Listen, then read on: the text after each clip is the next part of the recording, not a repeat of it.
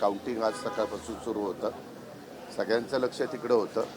आपल्याला सगळ्यांना माहिती आहे की महायुतीच्या सरकारमध्ये गेले वर्षभर आम्ही देवेंद्र फडणवीस, एकनाथराव शिंदे, मी आणि आमचे तिन्ही पक्ष तिथं काम करत आहे. हे काम करत असताना हा लागलेला निकाल आहे. त्याच्यात अनेक ठिकाणी आम्हाला एकमेकाच्या विरोधात पण उभं राहावं लागलेली ही वस्तुस्थिती आहे. पण आम्ही तारतम्य ठेवून प्रचार करत होतो आणि एकंदरीत कौल बघितल्यानंतर जनतेने आम्हाला चांगला कौल दिलेला आहे. त्याबद्दल मी तमाम मतदारांचं महाराष्ट्रातल्या मनापासून आभार मानतो, मनापासून धन्यवाद देतो. उलट आमची जबाबदारी आणखीन वाढलेली आहे, कारण आम्ही जी काही भाषणं केलेली होती त्याच्या संदर्भात लोकांनी विश्वास ठेवून हे मतदान केलेलं आहे. त्यामध्ये राष्ट्रवादी काँग्रेस पक्षाला पण चांगल्या जागा मिळाल्या, चांगले नगराध्यक्ष निवडून आले. तसंच भाजपचं पण झालेलं आहे आणि शिंदे साहेबांच्या शिवसेनेचं पण झालेलं आहे. अशा पद्धतीचा हा निकाल मिळालेला आहे. पुणे जिल्ह्यामध्ये देखील चांगला निकाल लागलेला आहे आणि जिल्ह्याची मी सगळ्या माझ्या मतदारांचे देखील आभार मानतो. जे जे नगराध्यक्ष 288 नगरपालिका, नगरपंचायत, नगरपरिषदामध्ये निवडून आलेले आहेत, भले ते कोणत्याही पक्षाचे असोत, त्यांचंही मी सर्व अध्यक्षांचं, कारण डायरेक्ट अध्यक्षाची निवडणूक होती, त्यांचंही मी मनापासून अभिनंदन करतो, त्यांनाही धन्यवाद देतो. आता जबाबदारी त्यांची पण वाढलेली आहे. त्या जबाबदारीचं भान ठेवून ते सगळेजण काम करतील. आम्ही देखील आमची जबाबदारी जी काही आहे सरकार म्हणून ती पार पाडू. केंद्र सरकारची पण मदत त्या बाबतीमध्ये घेऊ आणि त्या त्या जिल्ह्याचे पालकमंत्री देखील आमचे महायुतीचे तिथं सहकार्य करतील याबद्दलची ग्वाही मी ह्या सगळ्या नवनिर्वाचित नगरसेवकांना, नगराध्यक्षांना देऊ इच्छितो. पत्रकार मित्रांनो, तुम्ही सकाळपासून थांबलेल्या, पण माझी धावपळ चाललेली आहे. अजून माझे सगळे मुलाखती संपलेल्या नाही आहेत. अजून मला वाटतं 5-6 प्रभाग राहिलेले आहेत आणि ते आता संपवून मग इतर लोकांशी मला चर्चा करायची. त्याबद्दल तुम्ही पण माझ्याबद्दल गैरसमज निर्माण करून घेऊ नका. आपल्याला काही प्रश्न विचारायचे असतील तर विचारा.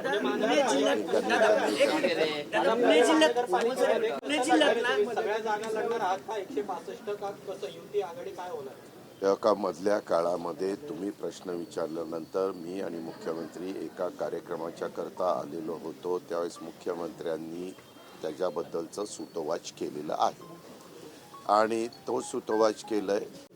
ह्यामध्ये आम्हाला शेवटी मी ह्या जिल्ह्यामध्ये काम करतो, गेले 35 वर्ष काम करतो. अनेकदा ह्या जिल्ह्यांनी आणि ह्या दोन्ही शहरांनी मला मनापासून साथ दिलेली आहे. ह्याही वेळेस तुम्ही पाहिलं तर बऱ्यापैकी नगरपालिकेचे रिझल्ट हे नगराध्यक्षपदाचे काही ठिकाणी चुरशीच्या निवडणुका होत्या, हे तुम्हालाही मान्य करावं लागेल. विशेषतः इंदापूर असेल, जेजुरी असेल, भोर असेल, इवन फुरसिंगी आणि उरळी देवाची असेल, अशा काही भागामध्ये पण तिथंही लोकांनी साथ दिली. काही ठिकाणी शिवसेनेला पण साथ दिली, काही ठिकाणी भाजपला पण साथ दिली, नाही असं नाही. आणि त्या प्रकारे निर्णय झालेला आहे, निकाल लागलेला आहे. त्याबद्दल त्यांचं सगळ्यांचे आभार मतदारांचे. इथं मी चाचपणी करतो, कारण इथं मधल्या काळामध्ये साधारण आमचं अंडरस्टँडिंग ठरलेलं होतं की आम्ही जे मित्रपक्ष आहोत त्यांनी एकमेकाचे उमेदवार घ्यायचे नाहीत किंवा एकमेकाचे माजी पदाधिकारी घ्यायचे नाहीत, परंतु ते घेतले गेलेले. त्याबद्दल आम्ही मुंबईत गेल्यावर चर्चा त्या ठिकाणी करू. पण उद्याच्याला कुणी कुठं घेतले तरी काही ठिकाणी संख्या वाढल्यावर एक तर 9 वर्षांनी निवडणुका होतात. त्याच्यामुळं त्या पक्षातले मूळ जे काही उमेदवार वाट बघत होते की आपल्याला उमेदवारी मिळेल, आणि आता तिथं दुसऱ्या पक्षातले काही लोक घेतले तर ते पण नाराज होणार. तेही कुठंतरी संधी शोधण्याचा प्रयत्न करणार. आणि तशा पद्धतीनं आत्ताच काही सहकारी मला आतमध्ये भेटले, मी त्यांच्याशी चर्चा केली, त्यांचं काय मत आहे ते जाणून घेतलं.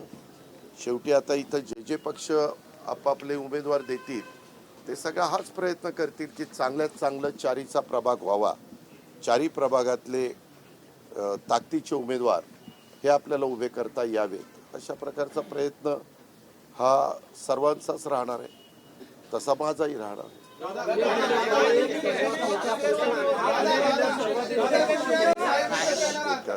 दादा साहेब, आगामी महापालिका इलेक्शनच्या दृष्टीने एकत्र येणार आहात का? कारण की सातत्याने सारखी चर्चा होती त्यावर. त्याच्यामध्ये आम्ही महाविकास आघाडीत एकत्र काम करत होतो 15 वर्ष काँग्रेसच्या बरोबर. त्यावेळेस आम्ही हा सगळा अधिकार त्या त्या जिल्ह्यांना द्यायचो. आत्ता पण तो अधिकार आम्ही त्या त्या जिल्ह्यांना दिला आणि त्या प्रकारे ह्या नगरपालिकेच्या निवडणुकीमध्ये देखील कुठं कशा पद्धतीने युत्या झाल्या हे पत्रकार मित्रांनो आपण पण सगळ्यांनी पाहिलेलं आहे, जनतेने पण पाहिलेलं आहे आणि त्याच्यातून निकाल पण आता लागलेले आहेत. त्याच्या उद्याच्याला प्रत्येक पक्ष, आम्ही महायुतीच्या सरकारमध्ये काम करत असलो तरी भाजपला त्यांच्या कार्यकर्त्यांना जास्तीत जास्त संधी द्यायची, शिवसेनेला त्यांच्या कार्यकर्त्यांना एकनाथराव शिंदे साहेबांना संधी द्यायची, मला माझ्या राष्ट्रवादीच्या कार्यकर्त्यांना संधी द्यायची. शेवटी आम्ही सगळेजण ह्या सगळ्यांच्या मदतीमुळं 288 मतदारसंघात लढलो आणि त्याच्यातले जवळपास 238 मतदारसंघामध्ये आमच्या ह्या जीवाभावाच्या कार्यकर्त्यांनी तिन्ही पक्षाच्या आम्हाला निवडून आणण्याचं काम केलं. पण त्या कार्यकर्त्याला पण संधी मिळाली पाहिजे. त्याच्यामुळं नगरपालिकेमध्ये देखील तशा प्रकारचा प्रयत्न झाला. अनेक ठिकाणी आम्ही एकमेकाच्या विरोधामध्ये देखील लढलो आणि महानगरपालिका देखील 29 आहे. प्रत्येकाला वाटतं आपल्या विचाराचा महापौर व्हावा आणि तशा प्रकारचे प्रयत्न सर्वांचेच चाललेले. आणि हे सगळं करत असताना तिथली राजकीय परिस्थिती कशी उद्भवते त्या पद्धतीनं तिथले निर्णय हे तिथले जिल्हाध्यक्ष घेतील. त्यांचं म्हणणं आहे की दोन्ही राष्ट्रवादीने एकत्र लढावं.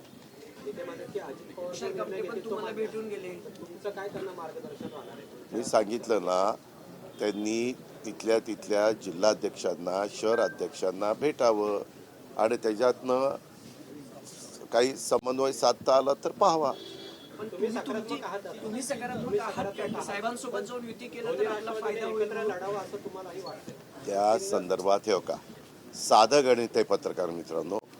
मताची विभागणी झाल्यानंतर निवडून गेलेल्या उमेदवाराला अडचण येते. तीच मताची विभागणी होऊन नाही दिली तर त्यांना निवडून यायला सोपं जातं. तर तिथले शहर अध्यक्ष, जिल्हाध्यक्ष निर्णय घेतील. एक प्रकारे संकेत देताय का की आम्ही दोन्ही राष्ट्रवादी एकत्र येतो? गटाचे जे अध्यक्ष आहेत म्हणजे सातत्याने विरोध करताना दिसते नको म्हणून अजितदादांसोबत. ठीक आहे, प्रत्येकाला स्वतःचं मत मांडण्याचा अधिकार असतो, तसं ते मांडतायत. एकमेकांच्या कार्यकर्ते पदाधिकारी घेण्याचं ठरलं नाही. तुम्ही जसं आता म्हटलं काल ज्या पद्धतीने भाजपने अनेक पदाधिकारी पुण्याचे गेले, काय तुम्ही नाराज होते? नाही का ह्याच्यात नाराज विराज होऊन चालत नसतं. सुरुवात कुणी जर केली तर दुसराही गप्प बसत नाही असं म्हटलं जातं.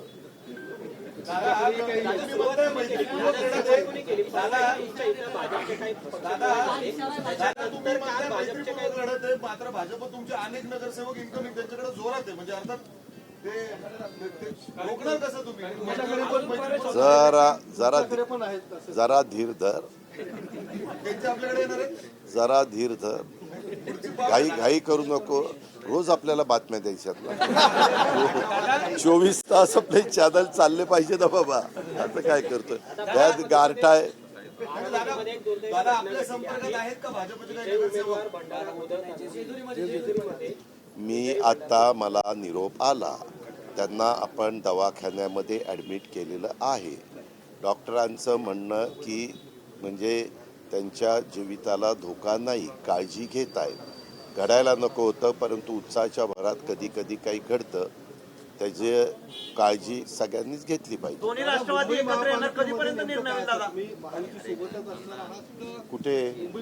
अरे बाबा, तिथं मध्ये आम्ही मुख्यमंत्री नंतर सुनील तटकरे साहेब आमची बैठक झाली. त्याच्याबद्दल CM साहेबांनी पण काही सूतोवाच केला आहे.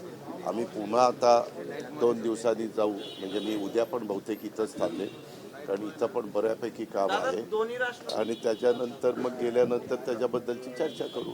दादा दोन्ही राष्ट्रवादी एकत्र येणार कधीपर्यंत होईल? नवाब मलिकावरून वाद आहे. महायुतीतले काही मित्र पक्ष विरोध करतायत कारण की नवाब मलिकांकडे जबाबदारी तुम्ही दिलेली आहे. तेव्हा का प्रत्येकाचं वेगवेगळं मत त्या ठिकाणी असू शकतं. त्यांना त्यांचं मत व्यक्त करण्याचा अधिकार आहे. त्याच्यामध्ये टीका टिप्पणी करण्याचं आम्हाला काही कारण नाही. दादा दोन्ही राष्ट्रवादी एकत्र कधी येतील? अरे मी काही ज्योतिषी नाहीये बाळा, मी ज्योतिषी नाहीये. दादा दोन्ही राष्ट्रवादी अरे आम्ही बसून ठरू ना बाबा, तुझ्यावर जबाबदारी नसेल एवढं नक्की. दादा दोन्ही राष्ट्रवादी कधीपर्यंत एकत्र येतील? मुहूर्त सांगा ना आम्हाला. तुमच्या बोलण्यातून संकेत दिसत आहेत की तुम्ही सरळ म्हणतायत की मताची विभागणी व्हायची नसेल तर समविचारी पक्षांनी एकत्रित यायला हवं. याचा अर्थ दादांचा ग्रीन सिग्नल आहे का आता ग्रीन आहे का पिवळा झालाय का अजून लालच आहे ते जरा आज रात्री विचार करून उद्या तुला सांगतो. आता तुम्ही जर महाविकास आघाडी सोबत गेला या निवडणुकीमध्ये तर तुम्हाला महायुतीमध्ये येता येणार नाही असं चंद्रशेखर बावनकुळे पुण्यातच बोलले, परवा बोलताना. अच्छा निवडणुकी आधीची युती असेल तीच निकालानंतर पण असेल असं त्यांचं म्हणणं आहे. बर, म्हणजे आठ टाकली तुम्हाला की तुम्ही महाविकास आघाडी सोबत जाऊ. असं तू काही सांगू नको. आत्ताच मला त्यांचा, अरे बाबा मी ह्याच्या संदर्भामध्ये जे काही बोलायचं आहे ते मी वरिष्ठांशी बोलीन, म्हणजे दिल्लीतल्या वरिष्ठांशी. आणि इथं बोलायचं असेल ते देवेंद्रजी फडणवीस म्हणून एक नेते आहेत त्यांच्याशी बोलू. कळलं का?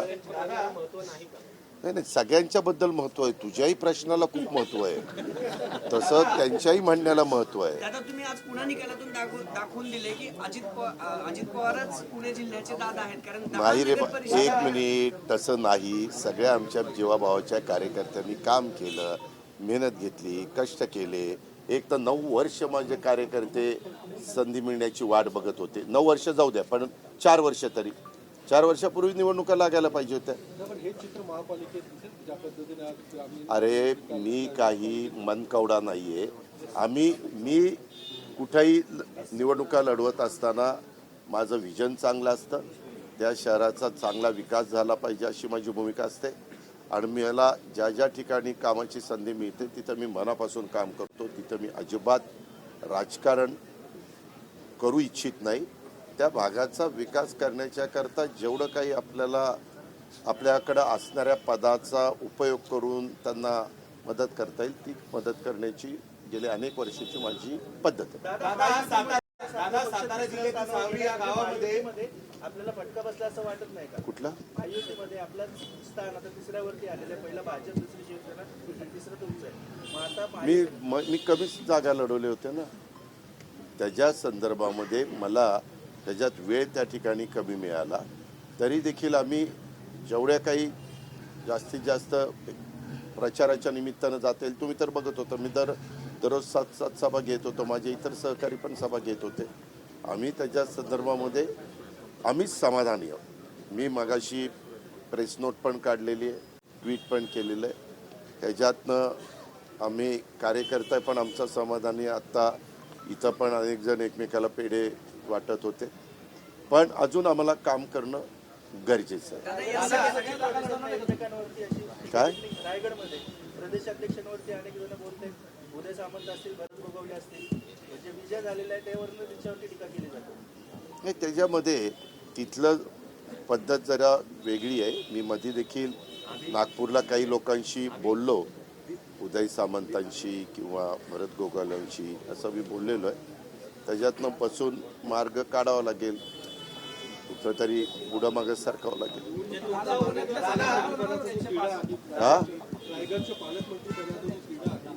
या निवडणुकीत तेव्हा का पत्रकार मित्रांनो, पालकमंत्री पदाचा पूर्ण अधिकार तुम्हालाही सगळ्यांना माहिती आहे. राज्याचे जे प्रमुख असतात मुख्यमंत्री, त्या मुख्यमंत्र्यांचा असतो. मुख्यमंत्री त्या 2 जिल्ह्याचा तिढा सोडवण्याच्या करता सक्षम आहेत. 1 वर्ष जरी झालेलं असलं तर तिथलं कुठलंही विकासाचं काम आम्ही थांबवून दिलेलं नाही. कुंभमेळ्याचं काम देखील तिथं जोरात, म्हणजे जी काही पहिल्यांदा आपल्याला हे घ्यायचं असतं, खबरदारी घ्यायची असते, काळजी घ्यायची असते, ती पण तिथं चाललेलं आहे. आणि रायगडमध्ये देखील जे काही निधीचं वाटप असतं, विशेषतः जिल्हा वार्षिक योजनेचं, तेही व्यवस्थित तिथं चाललेलं आहे. नाशिकला पण व्यवस्थित चाललेलं आहे. दादा, सातारा जिल्ह्यातील सारवी या गावामध्ये 115 कोटी रुपयाचे ड्रग्ज सापडले होते. त्या प्रकरणामध्ये आपल्याच पक्षातील विशाल मोरे, जे विद्यार्थी सेलचे अध्यक्ष पुण्यातले, त्यांना अटक करण्यात आली. म्हणजे आपण बॅकग्राऊंड चेक करत नाही का दादा? घेताना ड्रग्ज पुण्यामध्ये का MD ऐका उद्याच्याला वेगवेगळे चॅनल ज्यावेळेस वेगवेगळ्या सहकाऱ्यांना घेतात ते विश्वास ठेवूनच घेतात ना.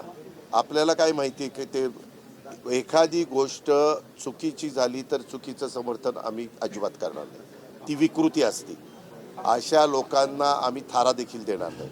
अशांची आम्ही ताबडतोब हकालपट्टी त्या ठिकाणी करतो. पण एवढ्या मोठ्या ह्याच्यामध्ये हे तर होता कामा नये. पोलिसांनी पण काळजी घेतली पाहिजे. पत्रकार मित्रांनी पण बारकाईनं नजर ठेवली पाहिजे की कुठं काही चुकीचं घडतंय ते ताबडतोब लक्षामध्ये आणून दिलं पाहिजे. कारण पत्रकारिता देखील एक महत्त्वाचा घटक आहे, स्तंभ आहे. त्याच प्रकरणात एकनाथ शिंदे यांच्या भावावर देखील गंभीर आरोप होत आहेत. त्याबद्दल स्वतः राज्याच्या मुख्यमंत्र्यांनी सूतोवाच केलेला आहे. हे आपल्या ऐकण्यात किंवा पाहण्यात आलेलं असेल. पुण्यामध्ये, साताऱ्यामध्ये हे जास्त होताना दिसते. MD सारखा ड्रग दादा. म्हणजे तुम्ही पालकमंत्री आहात पुण्याचे, इथंच कारखाना होता दादा. अरे बाबा, तू जर मला आधी सांगितलं असतं की दादा एवढा दौंडला कारखाना चालू आहे, लगेच तिथं दाद टाकली असती.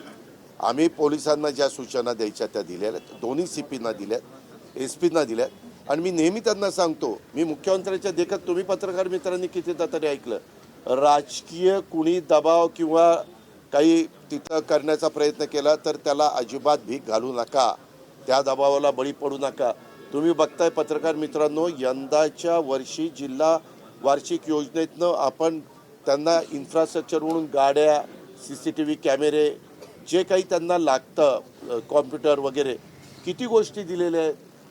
अजिबात आपण कमी केलं नाही. आजपर्यंत आपल्या राज्याच्या इतिहासात इतक्या मोठ्या प्रमाणात पुणे शहर, पिंपरी चिंचवड शहर आणि पुणे ग्रामीणला गाड्या दिलेल्या. तुम्ही एकदा कलेक्टरांना विचारा की यंदाचा जिल्हा वार्षिक योजना कितीची होती आणि त्याच्यामध्ये किती कोटी रुपये पोलीस खात्याला फक्त दिले गेले. मग पोलीस कमी पडतात. पोलिसांना मध्ये तुम्ही होता की रे? एक मिनिट. ज्या दिवशी मुख्यमंत्री इथं कार्यक्रमाला होते 3000 कोटीचे, त्यावेळेस मी काय सांगितलं की मी मुख्यमंत्र्यांच्या साक्षीनं सांगतो की कुठल्याही परिस्थितीमध्ये कोयता गँग, हे ड्रग्ज किंवा काही वेडेवाकडे प्रकार हे अजिबात होऊन देऊ नका. ते कुठल्याही राजकीय पक्षाशी संबंधित तिथं धागे दोरे पोचले तरी त्याच्यावर ॲक्शन घ्या, इथपर्यंत मी सांगितलं ना. दादा, आजचे जे नगर परिषदेचे निकाल आले याचे पडसाद येणाऱ्या महानगरपालिका निवडणुकीवर पडतील का? थोडाफार मतदारांच्यावर जे असे बॉर्डरवर असतात ते साधारण ज्यांची मतं पक्की ठरलेली असतात तिथं मतं बदलायचा प्रश्न येत नाही. परंतु जे अंदाज घेऊन किंवा आता काय परिस्थिती, आता काय केलं पाहिजे, तशा पद्धतीनं मतदान करतात तिथं 5-10% फरक पडतो. अमित शहाची भेट घेतली दिवसांपूर्वी आणि त्यानंतर चर्चा सुरू झाल्या की पुन्हा धनंजय मुंडेंची. आपल्याला सगळ्यांना माहिती आहे तिथं कावळा उठायला फांदी तुटायला गाठ पडावी तशी पडलेली आहे. त्यावेळेस धनंजय मुंडे त्यांच्या 2 कामाच्या करता मलाही त्यांनी फोन करून सांगितलं की दादा एक काम कारखान्याचं होतं आणि अजून एक त्यांचं दुसरं काम होतं. त्या कामाच्या करता त्यांनी अमित शहा साहेब हे आमच्या NDAचे एक प्रमुख नेते आहेत, त्यांनी त्यांची वेळ घेतलेली होती, त्यांनी त्यांना वेळ दिलेली होती, त्याच्याकरता ते बोलायला गेले होते. मी खूपदा बघतो पत्रकार मित्र पण, मी ज्यावेळेस कधी मुख्यमंत्र्यांना भेटायला जातो त्यावेळेस अजित पवार मुख्यमंत्र्यांच्या भेटीला, मग साधारण त्यावेळेस कुठलं जे वातावरण असेल किंवा काही चर्चा असेल त्याचा कुठेतरी अर्थ लावतात आणि ह्याच्याकरता भेटीला. आता भेटीला कशाला गेले ते मला मुख्यमंत्र्यालाच माहिती असतं, पण सूत्रांच्या माहितीनुसार सूत्र यायला ती सूत्रच मला बघायचं.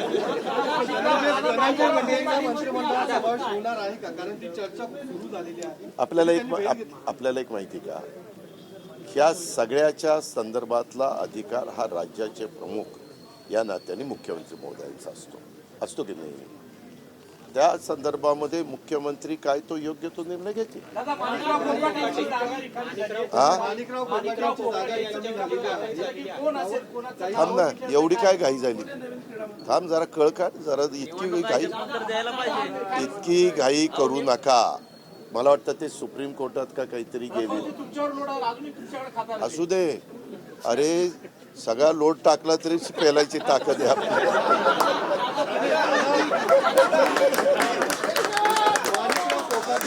पक्षाला डॅमेज झालेला आहे ज्या पद्धतीने. का ऐका ऐका ऐका एक थांबा. एक मिनिट थांब ना थांब. केस कधीची आहे? केस कधीची? 95ची. आज आपण 2025 मध्ये. कुणाला माहिती पण नव्हतं ही केस आहे. 30 वर्ष झाली. माणिकराव 30 वर्षात वेगवेगळ्या ठिकाणचे पक्षाचे आमदार म्हणून निवडून आले की नाही? ह्याच्यामध्ये न्यायव्यवस्था ही तर सर्वोच्च आहे, पण निकाल लागल्यानंतर सेशन कोर्टामध्ये ही इतकी झटपट दिवाणी केस लागेल असं सहसा घडत नाही, पण इथं घडलं. आता मागे काही बाबतीमध्ये काही घटना घडल्यानंतर सुप्रीम कोर्टाने ह्याला स्थगिती दिल्यानंतर जर एखाद्याला अपात्र केलं तरी सुप्रीम कोर्टाच्या निर्णयानुसार त्यांना पुन्हा पात्र ठरून ते त्या पदावर राहू शकतात. अशी उदाहरणं देशामध्ये घडलेली आहेत. घडलीत ना? दादा प्रश्न त्याला धरून असा आहे ना की आधी धनंजय मुंडेंचा राजीनामा, मग माणिकराव कोकाटेंचा राजीनामा, प्रत्येक वेळेस अजित पवारांना डॅमेज केलं जाते का? एकनाथ शिंदेचं नाव आलं की क्लीन चिट मिळते. पवारांचं नाव आलं तसं की काही नाही. तू त्याच्यामध्ये काडी घालायचा प्रयत्न करू नको. दादा प्रश्न माझा ऐका. हा बघा, 2 मंत्र्यांचे राजीनामे आले. एकनाथ शिंदेचं नाव आलं, मुख्यमंत्री बाहेर आले, मी म्हणले की क्लीन चिट. पार्थ पवारांचा घोटाळा आला की म्हणतात की गंभीर प्रकरण आहे, चौकशी करावं लागेल. अजित पवारांना आणि अजित पवारांच्या राष्ट्रवादींनाच नुकसान का पोहोचते? काळजी करू नको. मला काही नुकसान पोचत नाही. आम्ही एकत्र बसू आणि चर्चा करू. समज गैरसमज काही आम्ही होऊन देणार नाही. लोकांनी आम्हाला 5 वर्षाच्या करता निवडून दिले. आम्ही व्यवस्थित कारभार करत राहू. प्रकरणामध्ये पार्थ पवारांचं एक पत्र समोर आलं 4 वर्ष जुनं. पार्थ पवारांचं म्हणणं आहे ती सही माझी नाहीच, त्यांनी अशी तक्रार दिलेली आहे. म्हणजे हा सगळा प्रकार कुठेतरी वेगळ्या दिशेने जाताना पत्र ठीक आहे एवढं ना. उशिरा का दिलं? कारण घटना खूप आधीची घटना आहे किंवा हे सगळं प्रकार आता मला काय माहिती, मी काय पोलीस खात्याचं आहे का? त्यांच्याकडे दिलं जाणार आता. कुणाकडनं? पार्थ पवारांनी आता पत्र दिले. कधी? 4 दिवसापूर्वी नाही, मला माहिती नाही. मी माहिती घेतो. त्यांची सही नाही, त्यांनी असं मला माहिती नाही. मी वकिलांना विचारतो. पार्थची भेट झाल्यावर पार्थला विचारतो. पुण्यात भाजप 125 जागा जिंकणार म्हणते, तुम्ही किती जिंकणार आहे? राहिलेल्या आमच्या.